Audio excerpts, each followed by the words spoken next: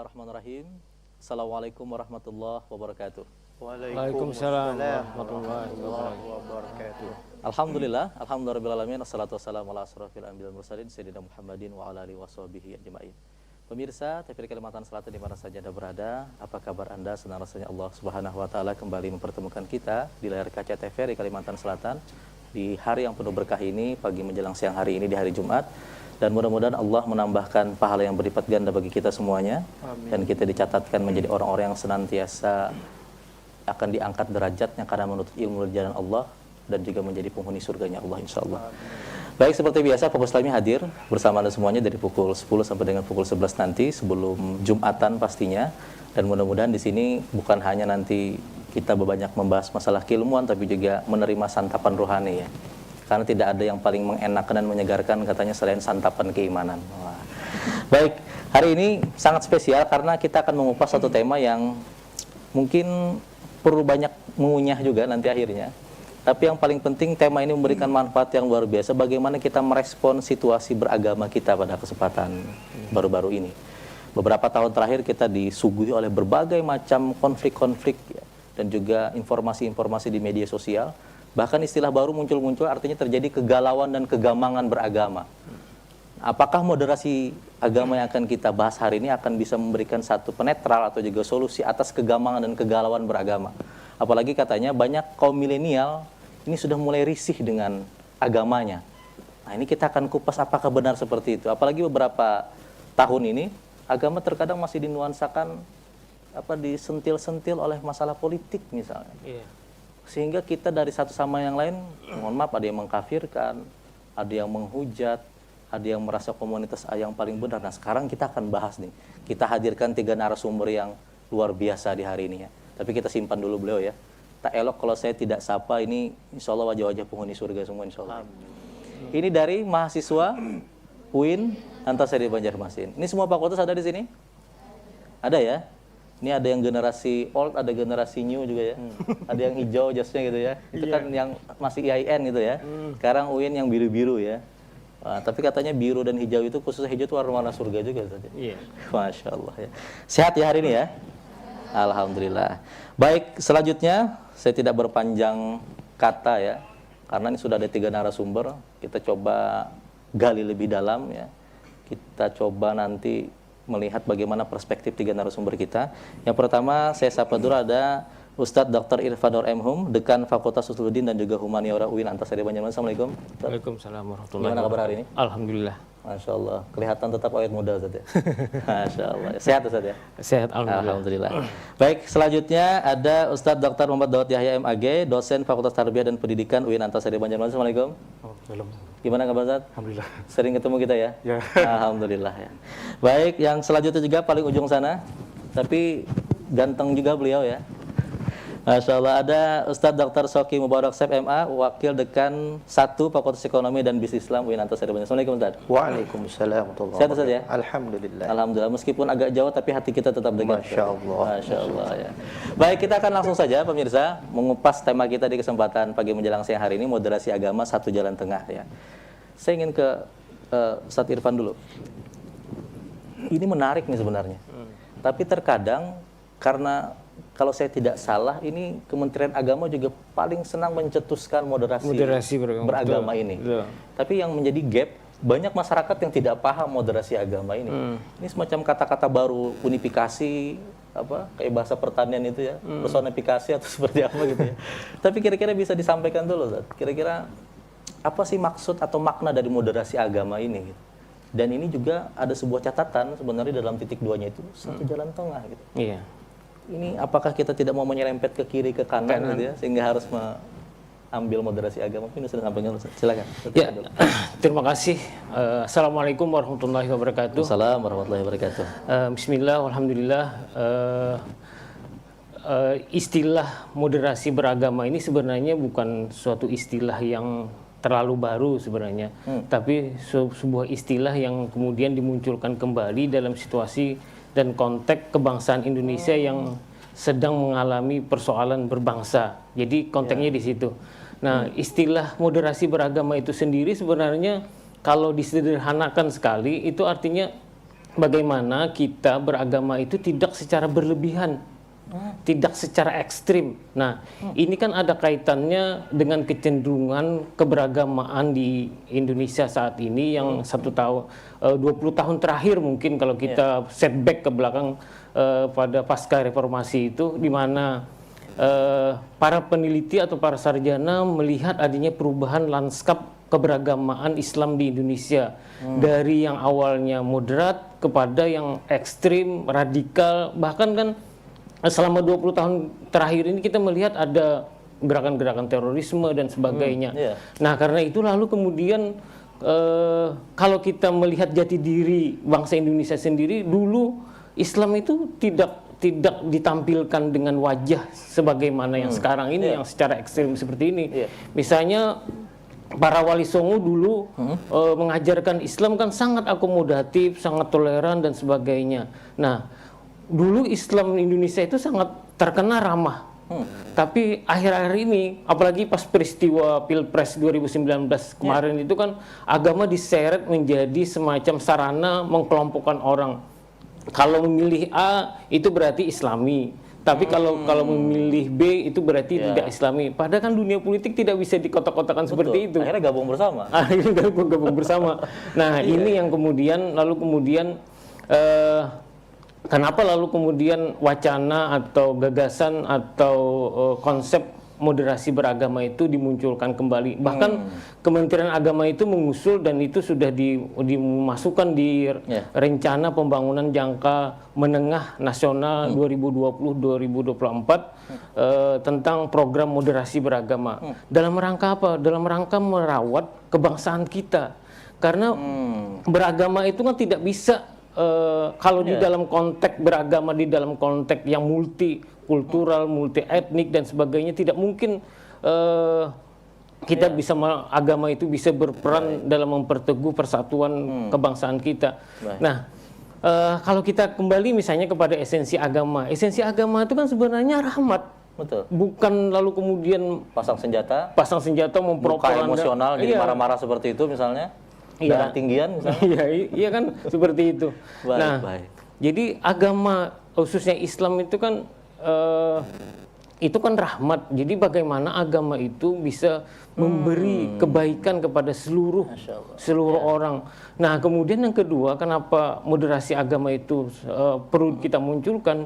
Kompleksitas kehidupan kita ini kan semakin kompleks. Dengan teknologi informasi, orang yang selama ini ada persoalan-persoalan baru yang dulu belum pernah terjadi, sekarang terjadi, harus kemudian dijawab oleh dulu agama, yang tidak pernah kita kenal sekarang sudah kita kenal dan sebagainya. Sehingga kehidupan itu semakin kompleks. Nah, kemudian yang ketiga yang perlu kita sadari juga bahwa kita hidup di dalam konteks berbangsa yang multikultural, multi etnik, multi agama. Kita tidak hidup di komunitas kita. Kita tidak hidup di RT kita saja. Iya, betul seperti Tapi ada RW, ada kecamatan, keluar sampai negara gitu. Dan semuanya luar biasa. Ini menarik sebagai pembuka kita ya. Terima kasih dulu Ustaz. Di depan saya ke Ustaz Dawud Yahya ya. Ini menarik nih. Karena katanya perguruan tinggi ini center untuk paling cepat merubah seseorang. Tapi center yang paling vital untuk membuat peradaban juga dalam sebuah bangsa.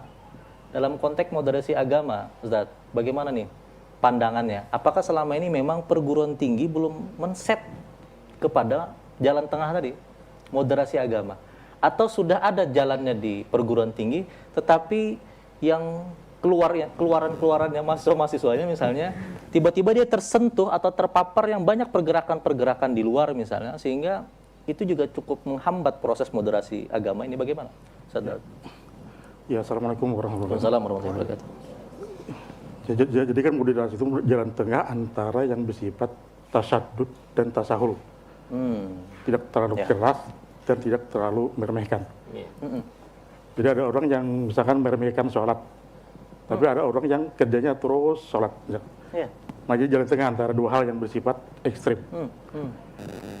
Cuman dalam lingkungan kita, faktor media sosial, faktor keluarga, faktor berbagai talent nasional, aliran yang masuk jelas ke bangsa Indonesia itu berpengaruh dalam ruang publik ya, dalam public share, public opinion.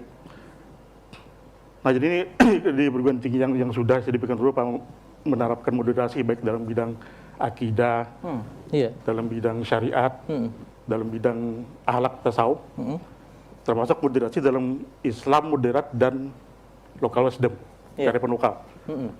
Islam moderat dalam konteks kebangsaan dan Islam moderat dalam konteks kemanusiaan.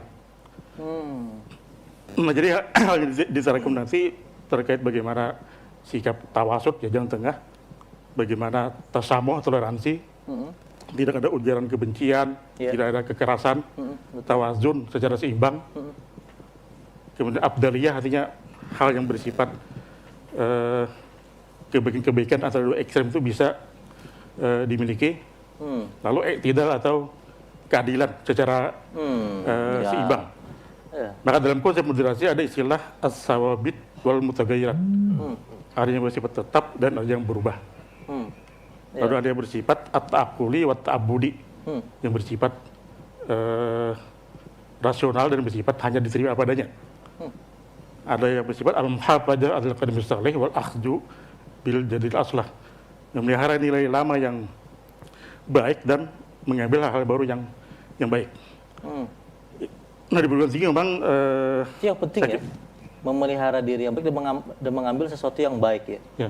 Memelihara yang nilai lamanya yang lebih depan, mengambil hal baru yang lebih depan. Ini sudah memelihara yang tidak baik dan mengambil sesuatu yang kadang buruk. Ini yang berbahaya juga dalam konteks media sosial kan. Ini bagaimana melihatnya itu? Ya, tadi ada, maka dalam konteks ini ada istilah tawazun, seimbang ya. Nah, betul. Jadi keseimbangan artinya tidak mengambil hal yang bersifat hoax misalkan, atau ujaran kebencian yang ada di dalam berbagai media sosial. Kayak vitamin aja, Zat. Katanya hoax itu 3 kali sehari, kalau nggak minum menggigil. Ini berbahaya juga dalam kondisi kita kekinian, Zat ya? Ya, betul. Baik. Nanti saya sambung lagi dengan Ustaz Daud, ini menarik sekali. Tapi kita ada bridging dulu ya, untuk kesempatan pagi menjelang siang hari ini. Dan saya nanti ke Ustaz Sauki ya. Tadi disinggung masalah keadilan. Tadi juga disinggung bahwasanya kalau kita berbicara moderasi agama, kita juga berbicara kesejahteraan umat. Terkadang umat tidak sejahtera, di bawah garis kemiskinan, dan Rasul juga tidak menganjurkan umat itu di bawah. Maka akan muncul sebuah radikalisme misalnya, atau muncul ekstremisme. Nanti kita akan bahas Ustaz setelah beberapa informasi berikut ini. Tetap setia di Fokus Islami.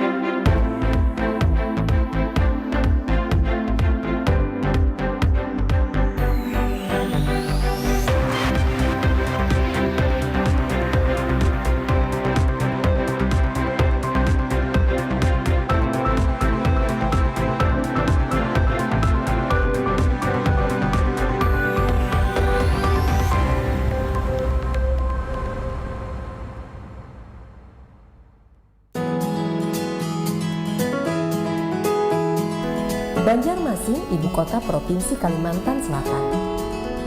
Sebuah kota yang menjadi salah satu dari 3 kota teladan di Indonesia, yang juga merupakan kota yang memiliki predikat UN Habitat dari Perserikatan Bangsa-Bangsa. Banjarmasin memiliki sejarah yang panjang sejak didirikan lebih dari 500 tahun yang lalu. Dilewati oleh Sungai Barito, Banjarmasin juga memiliki banyak sungai lain, sehingga disebut sebagai Kota Seribu Sungai. Selain dikenal dengan sejarah dan budayanya, Banjarmasin juga memiliki kekayaan kuliner yang luar biasa. Mari datang dan nikmati pesona Banjarmasin.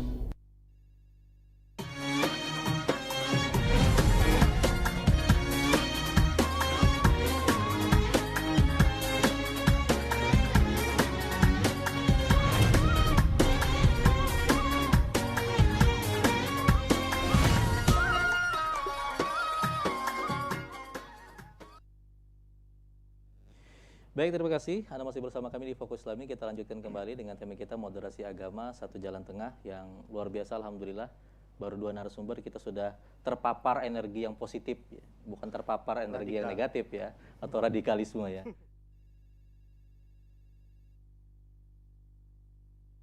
Gitu. Karena Rasulullah SAW tidak pernah dengan muka marah untuk menjelaskan bagaimana Islam rahmatan lil alamin. Gitu.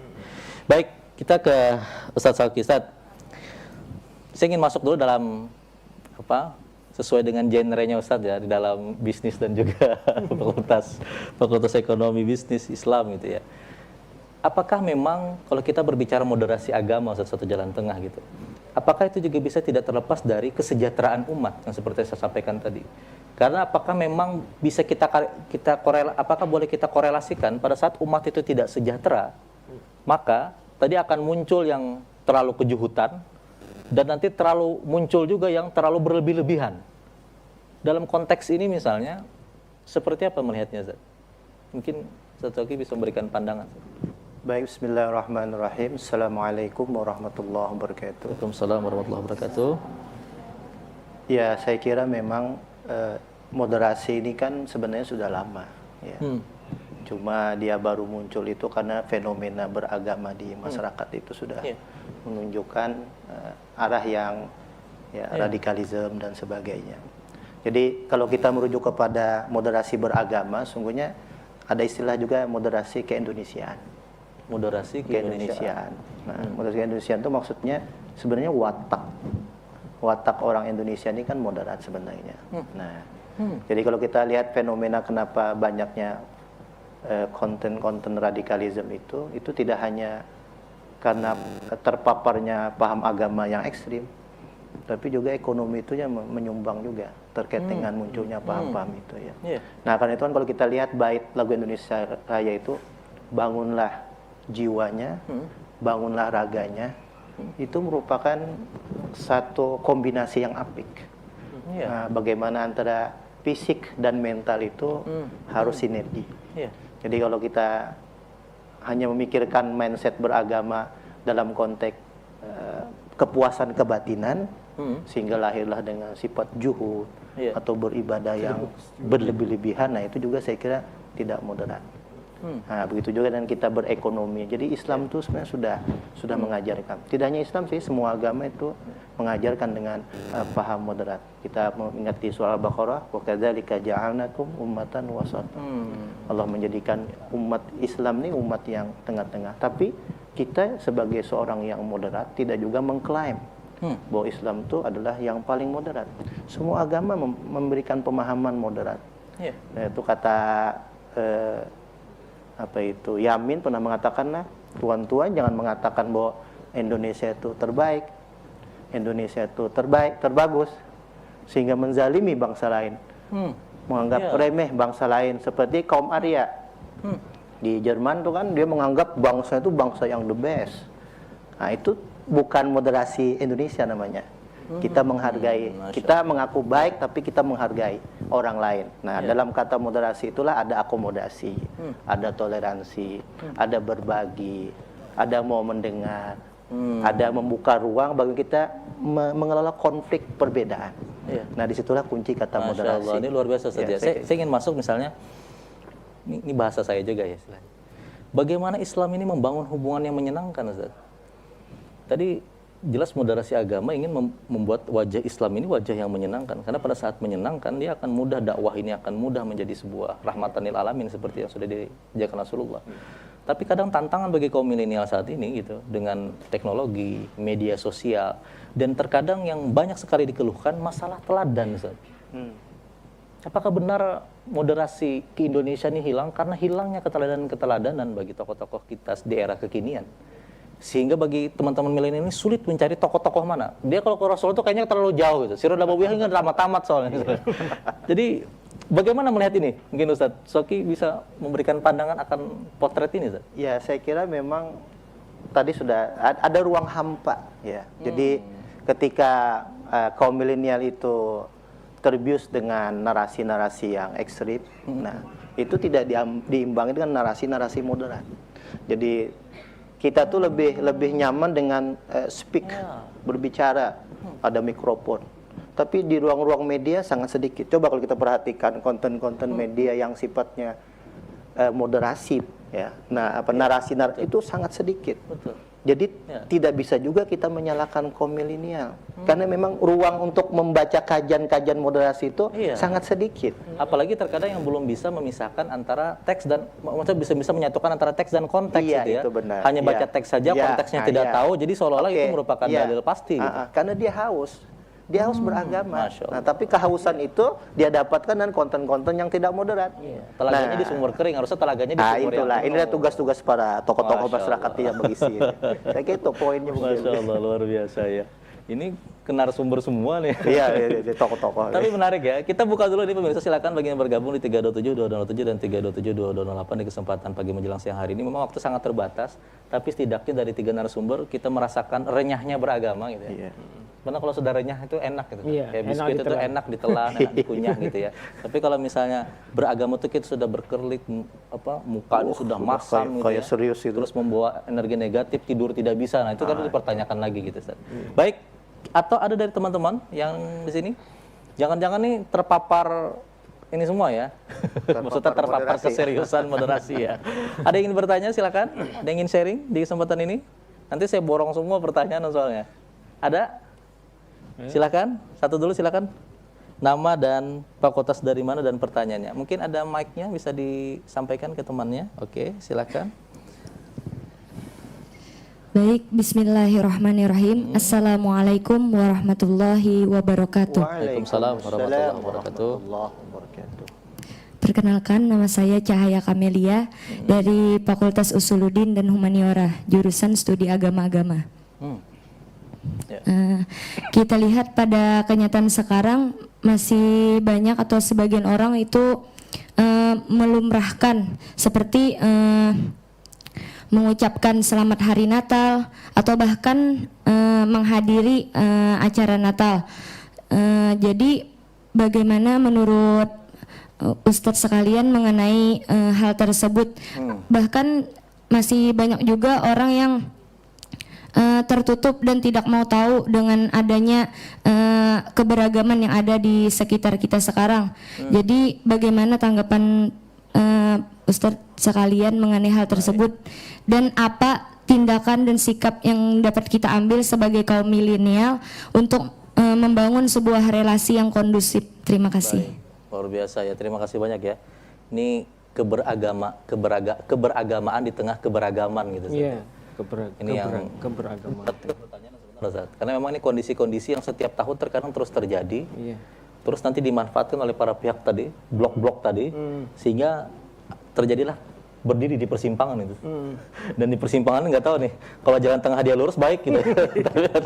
Tapi ada lagi satu dulu, ada lagi sebelum kita bahas, mungkin satu dulu ya. Saya ke satu depan dulu. Ini menarik Ustaz. Ini fenomena juga yang dipertanyakan tadi, bahwa terkadang kita ingin masuk di dalam memahami kerukunan umat beragama.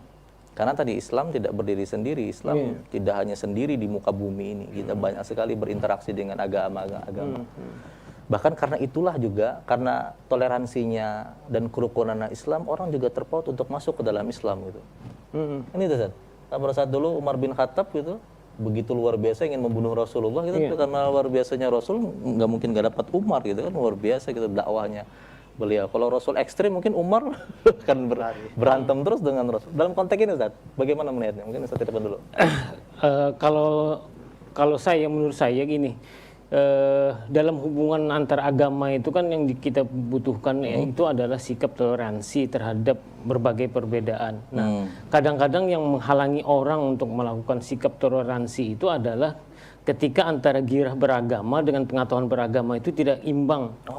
Jadi girahnya tinggi tapi pengetahuan tentang keagamaannya itu kurang. Lalu akhirnya dia lebih menurutkan apa yang menjadi kemauan emosinya.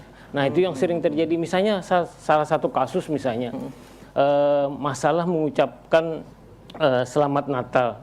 Itu kan para ulama memang berbeda pendapat, ada yang mengatakan tidak boleh dan ada yang mengatakan boleh. Beberapa ulama Al-Azhar misalnya mengatakan itu dibolehkan. Nah, persoalannya adalah bahwa ketidakbolehan dan kebolehan ini lalu kemudian ditabrakkan berhadap-hadapan. Itu yang saya kira yang tidak benar.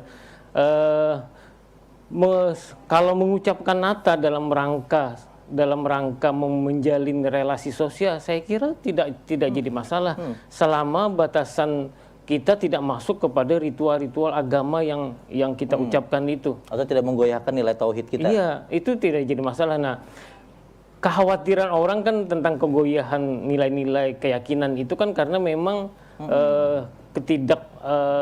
memadainya pengetahuan kita tentang agama kita dan agama orang itu. Kalau kita misalnya pengetahuan kita cukup tentang agama kita, saya kira tidak ada halangan bagi kita untuk berinteraksi dengan berbeda agama, bahkan berbeda suku, berbeda bangsa, itu tidak masalah. Cuma kan kadang-kadang stereotip kita terhadap orang lain yang berbeda ini kan yang kemudian, nah ditambah dengan girah beragama yang berlebihan ini, yang kemudian membuat hubungan itu menjadi intoleran. Jadi nggak siap berbeda, Ustaz ya? Tidak siap berbeda. Itu nggak dapat jodoh biasanya, karena jodoh itu pasti berbeda gitu. Saya ke Ustaz Daud. Ustaz, kalau dulu dikenal dengan Trigipi ya, Trigipi itu nggak punya pengalaman, gitu ya, nggak punya pengetahuan, sehingga gagal pemahaman. Jadi gitu. Dalam konteks pendidikan tadi, seperti ini bagaimana yang harus dipupuk dalam situasi kondisi di kampus misalnya, atau dalam konteks mendidik masyarakat, mendidik mahasiswa, mendidik umat Islam. Mungkin ada semacam ya bahasa Perancis atau tetarang UP-nya gitu. Artinya supaya ada solusi tadi menarik sampaikan bagaimana cara kita merawat kerukunan ini. Di sisi lain kita ingin beragama secara komprehensif dengan mempertahankan nilai-nilai agama kita. Tapi di sisi lain kita juga ingin mengusung makna kerukunan, toleransi antar umat beragama. Tapi pada saat kita masuk memilih salah satu sisi, kita dituduh, nah ini nggak agama Islam sama sekali nih. Atau setelah kita misalnya musik itu, nah ini radikal sekali ini. Ini dalam konteks tarbiyahnya lah, mereka itu. Seperti apa, Ustaz? Jadi kan di perguruan tinggi itu ada yang istilahnya integrasi ilmu ya. Integrasi ilmu. Jadi orang yang berwawasan agama juga harus berwawasan ilmu umum.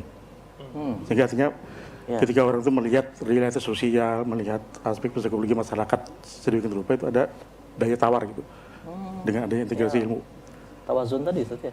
Ya. Boleh dikatakan masuk di tawazun dan keseimbangan juga ya. Ada lagi namanya pendidikan karakter, termasuk dalam bidang toleransi, kemudian dalam perbandingan mazhab, perbandingan agama, kemudian ada lagi metode studi Islam, kemudian ada sejarah, pemikiran dan peradaban Islam, dan termasuk metode-metode atau model pendekatan dan teknis yang digunakan supaya bisa memupuk mahasiswa untuk bisa lebih bersikap moderat ya dalam hal bersikap itu. Ya tentu dukungan keluarga, dukungan masyarakat, forum-forum kerukunan dan kebijakan pemerintah juga ikut mendukung. Ya terkait yang Natal tadi ya, jadi kan dikatakan salamun alayya yauma wulidtu ya. Jadi sejahtera atasku ketika lahir.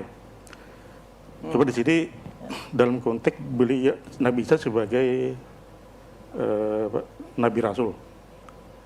Maka kalau dalam konteks basa-basi ya, dalam memberikan penghormatan terhadap orang lain tuh, meskipun jangan banyak-banyak gitu, artinya cukup yang tinggi-tinggi para pejabat atau yang sekiranya itu bisa diucapkan dalam konteks menghormati, tapi dalam konteks sebagai seorang nabi dan rasul, bukan dalam konteks ritual tadi yang dikatakan Pak Irfan.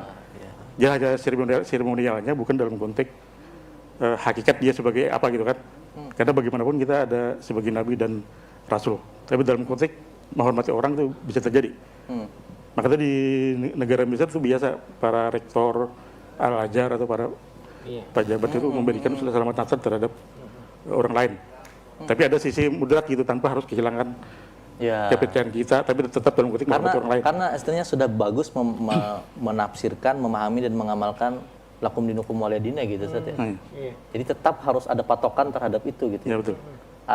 Tetap ada nilai rajutan kasih sayang kerukunan antar umat beragamanya, tapi juga tetap memfokuskan kepada nilai-nilai agama yang menjadi bagian dari kehidupan Islam itu sendiri. Saya ke ini menarik Ustaz pertanyaannya ya. Iya. Di dalam pertanyaan nggak bisa satu SKS nih. Terus banyak nih ya penjabarannya, apalagi kalau berbicara misalnya imam mazhab gitu ya, atau lagi berbicara masalah aliran-aliran Islamnya gitu seperti apa. Dalam konteks ini Ustaz, saya ingin masuk misalnya sambil menjabarkan juga nanti pertanyaan yang disampaikan tadi, kita masuk dalam potret di mana agama ini menjadi sebuah ladang untuk jualan dalam tanda petik oleh sebagian oknum. Dan itu obat netralnya agak kurang Ustadz di tengah-tengah kita. Nah bagaimana Ustadz? Apa yang harus dipunyai? Apalagi misalnya kalau kita berbicara tadi perguruan tinggi harus menjadi senter dimulainya sebuah peradaban, karena teman-teman semuanya mengkajinya agak lebih komprehensif daripada masyarakat yang mohon maaf di luar misalnya. Dalam konteks itu seperti apa Ustadz tawaran? Dalam konteks moderasi agama, dalam konteks ini sampai tadi ke agama dalam keberagaman gitu Ustadz. Ini bagaimana melihatnya Ustadz? Oke, saya kira begini ya. Jadi kalau kita kembali kepada falsafah Pancasila, jadi saya kira kembali ke nasionalisme. Jadi kalau Soekarno itu kan mengatakan beliau seorang nasionalisme yang tinggi tapi tidak sempit. Beliau pernah mengutip kata-kata Gandhi, "My nationalism is humanity." Nasional saya itu adalah kemanusiaan. Iya. Jadi saya kira dengan kemanusiaan itu orang akan bisa merasakan, ya, bisa berbagi dan sebagainya. Yang sampai jadi nilai-nilai universal dalam Pancasila itu sebenarnya sudah bagus. Kan falsafah kita kan ketuhanan. Jadi Pancasila itu sebagai pandangan hidup, ya. Dua ormas besar Muhammadiyah dan ulama itu sudah sebagai organisasi terbesar civil society itu sebagai mencanangkan moderasi beragama. Jadi falsafah ketuhanan itu tidak hanya mencerminkan bahwa negara Indonesia warga-warga itu berketuhanan, tetapi juga merefleksikan berketuhanan menurut agama masing-masing. Jadi berketuhanan menurut bagaimana petunjuk Isa Al-Masih sebagai orang Nasrani atau Katolik Protestan, berketuhanan bagaimana petunjuk Nabi Muhammad SAW. Nah, berketuhanan menurut agama Buddha dengan kitab-kitab yang mereka miliki. Jadi saya kira ya kembalinya ke Pancasila. Jadi ya Pancasila itu sudah merefleksikan bagaimana perdebatan-perdebatan yang terjadi. Ya, ketika merumuskan Pancasila sehingga dan kata itu juga banyak dikutip dari ayat Al-Quran juga. Iya, ketuhanan dan segalanya itu kan tokoh-tokoh Islam ya berbagai sudah juga, artinya disitulah titik temu meeting of point-nya itu. Ada menarik tadi Ustaz. Kata Ustaz tadi ada sebuah nilai yang saat ini gagal dipahami dan diaplikasikan oleh sebagian oleh kita, salah masyarakat atau juga ya di tengah-tengah kita, yaitu memanusiakan manusia. Iya itu. Kan kalau ajarannya filsafat Pak Irfan dulu mencari manusia di tengah hari terik matahari gitu, di tengah pasar yang banyak orang gitu, nggak ada ketemu gitu ya. Yang mana sih manusia yang benar gitu. Nah, sekarang kita ingin bertanya ini dalam konteks moderasi agama, manusia apa yang harus kita cari? Seperti apa kita menjadi manusia yang sebenar-benarnya manusia? Dan kita bisa mentransfer energi kemanusiaan kepada manusia-manusia yang belum memahami dirinya manusia misalnya gitu Ustaz. Dalam konteks itu. Ya, saya kira kan ya kemanusiaan yang kita refleksikan itu adalah kemanusiaan yang memang kan menghadirkan nilai-nilai kita bisa berbagi, bisa akomodatif, menghormati. Itu nilai-nilai. Jadi nilai-nilai agama yang ada pada diri kita itu internalisasinya itu juga merefleksikan nilai-nilai kemanusiaan. Jadi kalau agama itu dijadikan sebagai dasar kebijakan, nah tentu kebijakan agama itu juga merefleksikan kebijakan nasionalisme. Jadi saya kira yang paling tepat itu Pancasila itu kata kuncinya. Sudah jadi, bisa kita ambil nilai-nilai yang baik di dalam nilai kemanusiaan, nilai ketuhanan. Nah, cuma problemnya nilai-nilai Pancasila yang sudah dimandatkan oleh the founding father kita itu belum diresapi, apalagi khususnya kaum milenial. Jangankan membaca nilai, hafal pun mungkin sudah tidak hafal. Mungkin nggak hafal juga Ustaz ya. Ya, saya kira itu penting juga menjadi. Sampai mau ada yang viral juga Ustaz dulu. Apa? Oh, yang baca Pancasilanya sampai 6. Iya, itu saya kira itu. Iya. Jadi tugas kita lah bagaimana kita. Itu bercanda tadi Ustaz ya. Tapi ada lagi yang menarik, tapi saya sebenarnya ada hal yang ingin saya tanyakan juga dengan Pak Irfan juga dalam konteks filsafat ya Pak Irfan ya. Karena Pak Irfan juga mengasuh mata kuliah filsafat di UIN ya. Katanya apakah memang moderasi agama ini juga terkait dengan jarangnya kita makan roti ilahi gitu Ustaz. Itu bahasa-bahasa kaum sofis bisa gitu Ustaz ya. Artinya kalau sering makan roti ilahi setiap pagi gitu, mungkin kalau bahasa kita zikir apa segalanya, sehingga beragama tuh lebih nyaman, lebih tenang, lebih damai. Tapi karena roti ilahi ini nggak dijual bebas atau misalnya memang tidak didekati untuk mendapatkannya, bahasanya agak kesana gitu Ustaz. Tapi Pak Irfan saya yakin lebih dalam konteks ini gimana Ustaz? Ya, beragama itu kan sebenarnya bagaimana kita menyerap nilai-nilai keilahian, kemudian juga merefleksikan nilai-nilai kemanusiaan. Nah, yang sering terjadi itu adalah beragama itu hanya berhenti di nilai-nilai keilahian itu sendiri, tanpa membangun refleksi keluar, membangun nilai-nilai kemanusiaan. Seperti yang disampaikan oleh Pak Sauki tadi kan bahwa misalnya toleransi, tolong menolong, kemudian memberikan keselamatan, itu kan sebenarnya penyerapan nilai-nilai keilahian yang kemudian kita refleksikan keluar menjadi nilai-nilai kemanusiaan. Nah, kalau kembali kepada moderasi, itu yang sesungguhnya yang disebut dengan moderasi. Jadi bagaimana beragama secara seimbang itu antara yang menjadi hak individu dan hak sosial, kemudian spiritual, kemudian sosial. Nah, itu yang sering tidak terjadi. Berhenti di titik tertentu. Lalu ketika berhenti di titik tertentu, itulah bisa kita sebut sebagai sebuah ekstrim. Iya. Fanatik misalnya jadi di dunia tasawuf itu kan juga ketika orang terlalu menjalankan kehidupan fana, dia menjadi juhud, menjadi keluar dari dunia. Padahal yang Nabi sendiri kan ketika Mi'raj dia tidak berhenti di langit, tapi dia kembali ingat umatnya, kemudian membenahi dunia. Atau selama surga nggak mau lagi turun atau keluar gitu, jalan lagi gitu. Manusia itu kan diciptakan ada dalam dua bentuk, sebagai Abdullah dan sebagai Khalifatullah. Nah, sebagai Abdullah, dia memang tugas dia menyembah, beribadah dan sebagainya. Tapi pada saat yang bersamaan dia juga sebagai Khalifatullah. Inilah yang membedakan manusia dengan makhluk Allah lainnya. Misalnya malaikat itu sebagai Abdullah, dia hanya tugasnya beribadah. Bahkan bikin lebih hebat secara Abdullahnya gitu. Iya, beda dengan kita. Tapi kan manusia ada tugas tambahan yang dititipkan Tuhan ketika penciptaan Adam itu kan sebagai khalifah. Nah, tugas khalifah ini apa? Mensejahterakan bumi, segala isinya, kemudian menyelamatkan bumi dan sebagainya, menjaganya dan sebagainya. Ini yang harus, makanya sebenarnya filosofi sholat itu kan sangat jelas ketika kita takbiratul ihram, kemudian ditutup dengan salam-salam melihat ke kiri dan ke kanan. Artinya selesai sholat, itu tugas kita apa? Sebagai khalifatullah. Iya. Bertugas menyelamatkan bumi dan segala isinya, dan itu tugas manusia, tugas orang beragama. Jadi beragama itu tidak hanya beribadah, tapi juga bagaimana kita mengemban tugas-tugas kemanusiaan, memberikan maslahat, memberikan kebaikan bagi sesama. Menarik ya, waktu ini semakin cepat ini ya. Tapi ada yang bertanya lagi, tapi nanti kita akan sambung ya setelah ini. Saya juga ingin bertanya juga nanti dengan Ustaz Daud gitu ya, apa kaitannya juga dengan apakah memang kalau kita berbicara moderasi agama, salah satu nilai yang wajib ada dalam suatu moderasi agama adalah keadilan. Karena ada yang menganggap karena keadilan lumpuh, maka moderasi agama menjadi nol.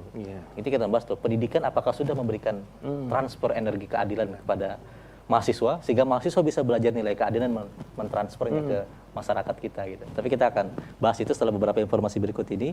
Tetap setia di Fokus Islami.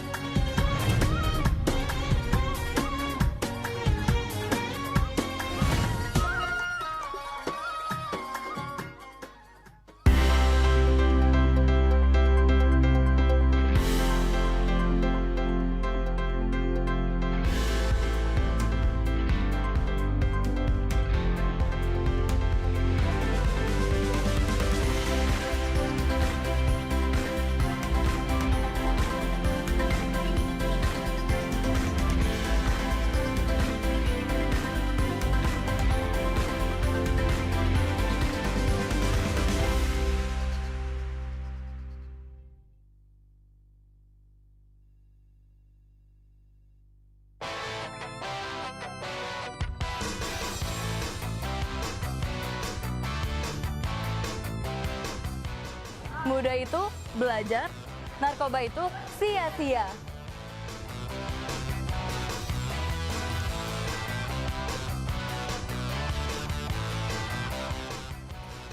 Berkarya tanpa narkoba.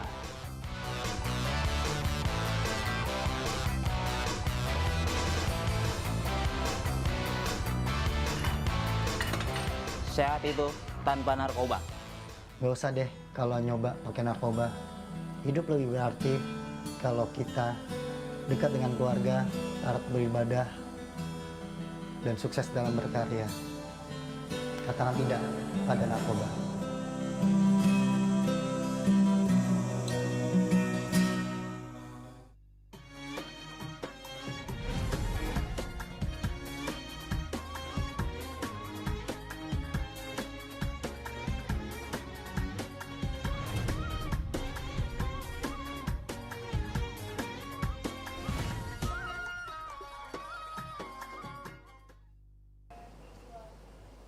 Baik, terima kasih Anda masih bersama kami di Fokus Islami dengan tema moderasi agama, satu jalan tengah.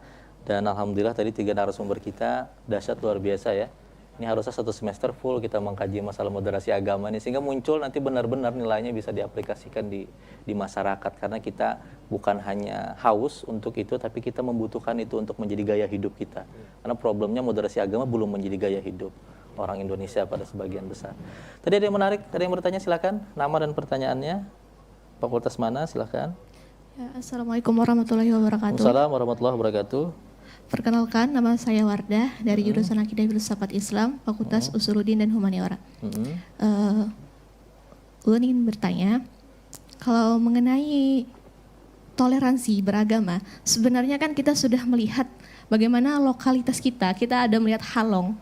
Halong itu adalah tempat keberagaman agama, benar-benar di situ toleransi diterapkan. Kalau saya melihat kemarin, di belakang itu ada masjid, di samping ada vihara, di sebelahnya lagi ada gereja, tapi di sana sangat akur. Artinya apa? Kalimantan Selatan sebenarnya sudah mempunyai pusat di mana toleransi itu, lokalitas kita tuh terlihat tampak nyata di sana. Tapi saat kita menjadi mayoritas beragama Islam, terkadang ada di suatu tempat ingin mempunyai rumah di sana, bertempat tinggal, namun mayoritas kita yang agama Islam agak tidak menerima. Baik. Nah, jadi pertanyaan saya, bagaimana kita menerapkan rasa toleransi kita dalam beragama di saat itu kita menjadi mayoritas, sedangkan kita melihat di daerah tertentu masih banyak yang toleransi, walaupun keberagaman di sana banyak sekali, multikultural. Itu saja. Terima kasih ya, ini menarik pertanyaannya. Jangan ajarkan Indonesia toleransi gitu. Karena kita sebenarnya sudah selesai secara lama seperti itu, punya legacy yang seperti disampaikan tadi, bahkan di Kalsel juga ada, di Halong misalnya tadi. Jangan gak usah jauh-jauh, Sabila sama gereja aja dekat sekali gitu ya. Itu menandakan bahwa kita jangan diajarkan masalah toleransi, karena kita sudah menjalankan toleransi itu dengan baik. Tapi problemnya, kenapa masih terjadi persengketaan, perselisihan, gitu, dan menimbulkan konflik yang luar biasa. Makanya tadi kajian ini tidak bisa 1 jam, harus 1 semester ya. Tapi kita akan kupas lah dalam season terakhir ini. Saya ke Ustaz Daud aja. Mungkin bisa jawab saya sedikit Ustaz, tapi jawab pertanyaannya juga langsung gitu. Dalam konten keadilan tadi, apakah tadi nilai toleransi yang memang sudah mulai pudar di tengah-tengah kaum muslimin kita misalnya? Saya yakin kalau kata Ustadz Irfan dan juga Ustadz Syauqi tadi, kalau sudah komprehensif, maka tidak akan ada rasa tidak nyaman bersama orang Islam. Orang Islam itu orang yang paling nyaman untuk didekati, orang yang paling rahmatan lil alamin. Dengan tangan-tangan mereka alam ini hidup gitu ya. Bagaimana Ustaz? Ya, jadi kan adil kan lawan dari zalim, dan adil adalah menempatkan sesuatu pada tempatnya itu secara profesional. Nah, dalam konteks ini memang dalam pendidikan, jadi ada istilahnya interdisipliner. Kemudian ada multidisipliner, ada transdisipliner. Jadi artinya semua ilmu itu mestinya ada satu saling keterhubungan, saling integrasi, sehingga punya wawasan yang lebih luas terhadap realitas sosial yang ada gitu. Nah, sehingga secara aplikasi misalkan dulu gua akrabul taqwa. Bertakwalah karena dia adalah lebih dekat kepada ketakwaan. Oleh karena itu sebenarnya ada istilah semacam tauhid sosial gitu. Jadi secara logika ini Kalau orang semakin bertakwa, dia semakin adil. Semakin bertauhid, dia semakin bersosial secara logikanya, secara logika formalnya. Tapi dalam praktek memang ada yang bisa begitu, tapi ada juga yang perlu pendapat wawasan-wawasan lain gitu, untuk bisa lebih relax lah, lebih santai, lebih terbuka dengan orang lain. Baik. Nah, jadi keadilan jadi memang terkait dengan toleransi ya, dalam pengertian menghormati keyakinan orang, ya, tanpa harus terlepas dari akidah sendiri. Jadi menghormati punya orang tanpa harus terlepas terhadap kepercayaan kita sendiri. Karena bagaimanapun kan manusia itu makhluk sosial. Ya, ada makhluk sosial, maka di Al-Quran itu ada selain insun ya, ada an-nas. Jadi an-nas dalam Al-Quran itu maknanya adalah makhluk sosial. Manusia dalam bentuk makhluk sosial, an-nas itu. Nah, jadi Al-Quran itu sudah mengajarkan tentang konsep-konsep. Apalagi kalau misalnya perang saja kita nggak boleh menghancurkan rumah ibadah orang lain itu. Benar, kajian-kajian toleransi ini udah banyak sekali dicontohkan para dulu itu, setia para tabiin, para sahabat gitu. Pada saat di era kekhalifahan, pada saat zaman Rasulullah SAW. Tapi memang ini menjadi kendala, setia. Di era kekinian maksudnya masih banyak pemikiran-pemikiran yang belum matang, pemahaman-pemahaman yang sangat belum masak sama sekali, sehingga mengakibatkan tadi terjadi intoleran gitu terhadap. Maka ada kaidah orang itu semakin spiritual tinggi, mestinya semakin toleran. Harusnya. Harusnya. Jadi mungkin ada kadang spiritual tapi semangat tadi barangkali yang. Iya. Terkadang yang dicontohkan gitu, Ustaz, kadang yang dibawa ke publik yang banyak ini sudah naik hajinya 50 kali gitu, Ustaz, sampai 5 waktu. Tetapi kalau sama tetangga tuh memarahinya minta ampun misalnya. Nah, ini kadang kan itu yang ditangkap oleh generasi saat ini, potret itu. Padahal itu tidak boleh, Ustaz, ya. Dalam artian harus dilihat secara komprehensif di beberapa sisi. Saya ke Ustaz Shoki, karena ini waktu sangat terbatas. Ustaz Shoki, mungkin bisa ditambahkan juga dengan pertanyaan jawaban tadi ya. Bagaimana, Ustaz, kalau tadi pertanyaannya kita sebenarnya sudah selesai dalam masalah toleransi, dan moderasi agama nilainya adalah toleransi. Saat tidak ada toleransi, tidak ada moderasi agama sebenarnya, karena nilai toleransi merupakan nilai utama moderasi agama, walaupun tadi falsafah bangsana sudah dijelaskan oleh Ustaz. Kira-kira hal apa, Ustaz, yang kita lihat yang itu penting untuk diperbaiki dalam kadar pemahaman umat Islam saat ini? Khususnya kita di Kalsel saja lah gitu. Kan di Kalsel saya rasa harus belajar nih, seluruh provinsi juga kita damai-damai saja, tidak ada pernah ada aksi untuk ke agama gitu. Bagaimana, Ustaz? Ya, saya kira kan begini, kalau kita lihat latar belakang setback ke negara Indonesia, kata Indonesia, ya Kepulauan Nusantara, itu sebenarnya sudah mengandung nilai-nilai luhur tentang tadi kan, untuk Indonesia kan tidak perlu lagi belajar tentang toleransi, karena memang sejak dulu sudah dicanakan itu. Nah, cuma dalam beberapa tahun ini memang ya muncul itu kemungkinan memang karena masing-masing orang munculkan hegemoni agama. Sehingga dia melupakan nasionalisme itu dalam rumah Bhinneka Tunggal Ika.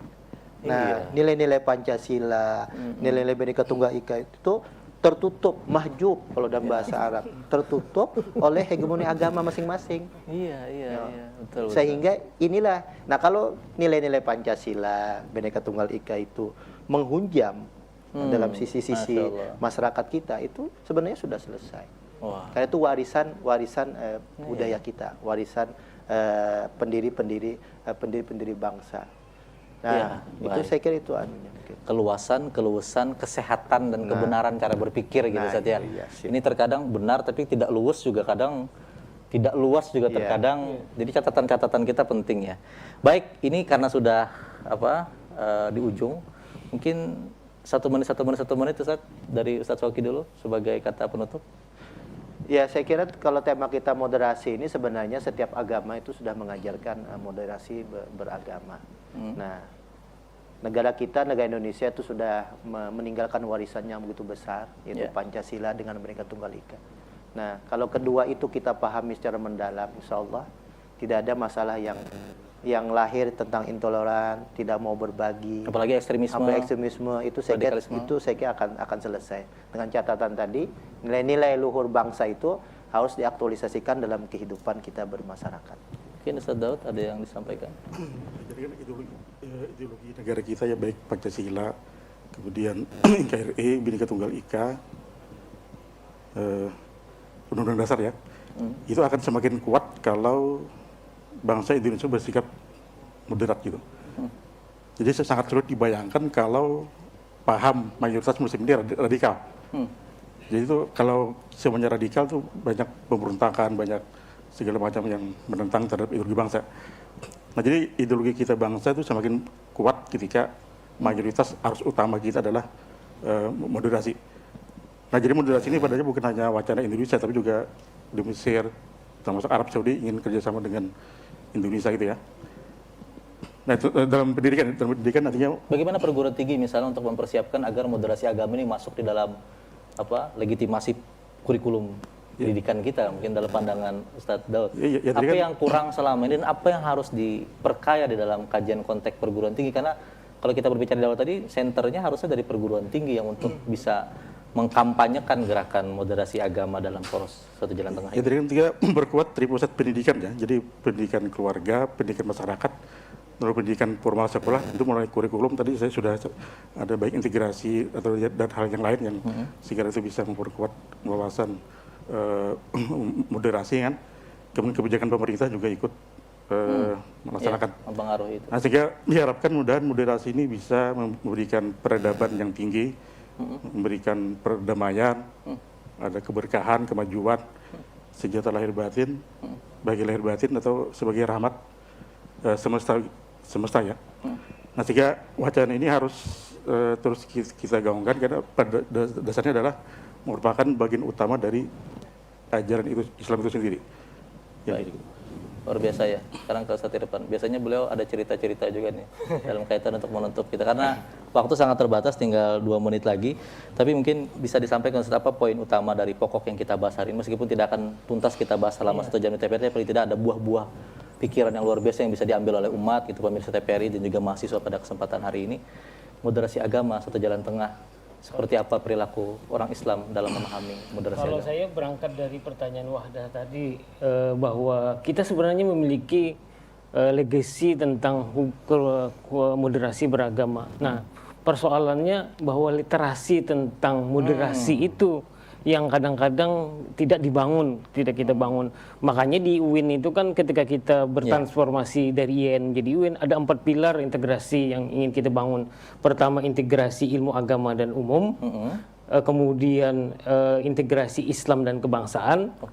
Kemudian berbasis lokal dan berbasis global, berwawasan global. Nah, keempat ini sesungguhnya muaranya adalah bagaimana mahasiswa UIN atau umat Islam ke depan itu berwawasan moderat keislaman. Jadi seperti itu. Jadi misalnya memahami agama itu tidak cukup hanya agama, harus dikaitkan dengan ilmu-ilmu umum. Kemudian juga ketika kita beragama itu harus kita kontekkan dengan di mana kita tinggal. Kemudian juga kita juga harus menghargai hasanah lokal. Tapi juga pada saat yang sama kita juga harus membuka wawasan kita ke dunia global. Nah, kalau itu bisa diterapkan, insya Allah mahasiswa UIN ke depan itu moderat beragamanya. Cendekiawan akan lahir banyak di sana, memproduksi para ulama-ulama. Tapi ini sudah dai-daiyah katanya sini ya, sudah ustadz-ustazah di sini semuanya. Baik, ini karena waktu sangat terbatas, kita ucapkan terima kasih banyak ya, alhamdulillah ya. Hari ini kita dapat luar biasa pengetahuan dari ketiga narasumber kita. Dan inilah kita sebenarnya kita sudah makan roti ilahi pagi ini. Kenyang sudah istilahnya secara agama kita, alhamdulillah. Mudah-mudahan Allah memberikan berkah kepada kita semuanya. Kita ucapkan terima kasih banyak kepada Ustadz Dr. Shoki Mubarak ya, sudah hadir di hari ini. Juga kepada Ustadz Dr. Muhammad Daud Yahya juga sudah hadir di hari ini. Dan juga Ustadz Dr. Irfan Nur M. Alhamdulillah ya. Walaupun saya tadi penasaran gitu, beliau biasanya banyak cerita filsafatnya gitu ya. Jadi itu bisa disimpan dulu untuk selanjutnya ya. Baik, pemirsa dimanapun Anda berada, tentu sudah perjumpaan kita di kesempatan pagi menjelang sehari di Fokus Islami. Banyak sekali khasanah, banyak sekali cakrawala berpikir yang terbangun dalam konteks tema kita di kesempatan pagi menjelang siang hari ini. Tapi alangkah dan yang paling penting yang mencoba saya garis bawahi, bahwasanya Islam datang dengan cara-cara yang paling santun. Islam datang dengan cara-cara yang paling indah. Islam datang dengan cara-cara yang paling mempesona dengan nilai keteladanannya. maka tidak ada istilah kekerasan di dalam Islam. Karena sesungguhnya perilaku-perilaku Islam adalah perilaku-perilaku seperti layaknya ahli penghuni surganya Allah Subhanahu wa taala, yang saling sapa, yang saling salam, yang saling cinta karena Allah Subhanahu wa taala. Salah khilaf kami mohon maaf, hanya Allah yang sempurna segala-galanya. Assalamualaikum warahmatullahi wabarakatuh.